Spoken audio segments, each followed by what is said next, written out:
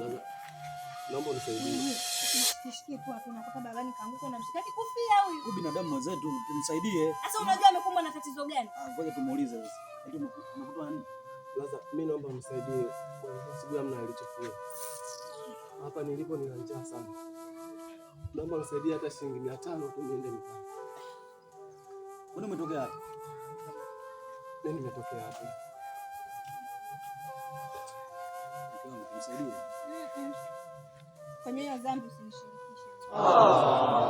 Mzangu kama hivi. Alafu isitoshe ni mwanaume mwenzangu. Uone.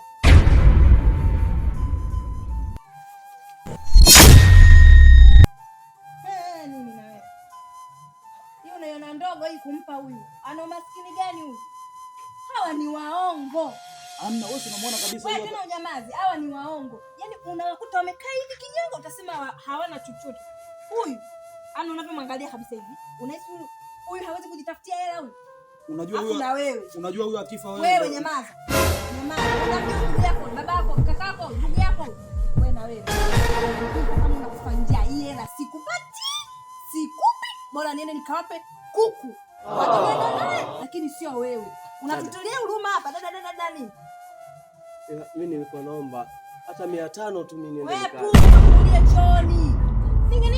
Ningi aupe. Hamna hata mke wangu. Sikia kwanza. Usimdharau mtu usiyemjua. Amekutwa na tatizo kama hili. Tumsaidie tu. Huwezi jua ana tatizo gani lilomkuta. Nisaidie kitu gani? Hela isitoi nakwambia sikupi. Eti anatoa maskini mimi sijana chochote. Babako.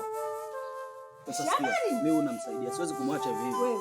Siwezi kumwacha hivi. Nakwambiaje? Unamjua. Kama utakubali kuishi na mimi, tuhakikishe tunamsaidia huyu. Mimi nishakujua wewe. Inaonekana wewe unafuga misukulo. Huyu misukulo wako. Msukule wako sina kuongelesha huyu msukule wako. Eti hela. Utasikiliza. Tuondoke. Mwache hapo.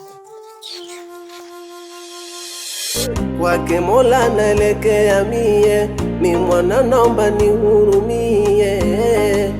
Oh mie, kila siku nateseka mie, kula kwangu hadi niumie. Oh mie, ona nateseka mimi, yani naumia mimi, nadhani